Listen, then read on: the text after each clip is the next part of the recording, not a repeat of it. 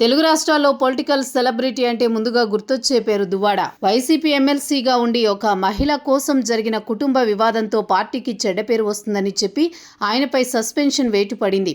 అయితే ఇది తాత్కాలికమే అని తిరిగి తాను వైసీపీలో యాక్టివ్ అవుతానని దువ్వాడ ధీమా వ్యక్తం చేస్తూ వచ్చారు. ఆయన మాటల్లో జగన్ పట్ల ఫేవరు కనిపిస్తూ ఉంటుంది. జగన్ సైతం మొన్న మధ్య ఏంటి శ్రీనివాస్ అని పలకరించేసరికి పులకించిపోయాడు దువ్వాడ. ఇక తాను అడిగిందే తరువాయి వైసీపీలోకి జగన్ తిరిగి ఆహ్వానిస్తారని భావించారు. కానీ ఇటీవల జగన్ వద్దకు వెళ్లే దువ్వాడకు షాక్ కొట్టే విషయం చెప్పారు అధినేత.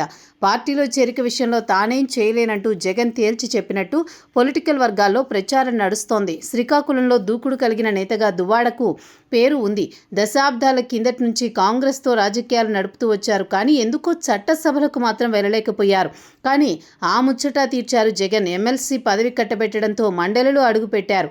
అయితే ప్రత్యక్ష ఎన్నికల్లో జగన్ ఎంపీగా ఎమ్మెల్యేగా 3 సార్లు ఛాన్స్ ఇచ్చారు. ఒక్కసారి కూడా నెగ్గుకు రాలేకపోయారు దువ్వాడ. కానీ కింజారపు ఫ్యామిలీపై దూకుడుగా అడుగులు వేయాలంటే దువ్వాడ ఉండాల్సిందే అని చెప్పి ఎమ్మెల్సీ పదవిచ్చి ప్రోత్సహించారు. కానీ వ్యక్తిగత కుటుంబ వ్యవహారాలతో పార్టీకి చేటు తెచ్చారు. అందుకే సస్పెన్షన్ వేటు పడింది. అయితే ప్రారంభంలో వైసీపీ నేతల నుంచి ఏం హామీ వచ్చిందో తెలియదు. కానీ ఆ పార్టీ సీనియర్ నేతలైన ధర్మాన బ్రదర్స్పై ఒంటికాలితో లేచారు. దానికి కాస్త కులం రంగు పులిమాక వైసీపీలోకి వస్తే కాచుకోండి అంటూ తేల్చి చెప్పారు. అందరితో ఆగకుండా వైసీపీ లేకపోతే ఇండిపెండెంట్ ప్యానెల్స్తో ఓడిస్తానంటూ శపథం కూడా చేశారు.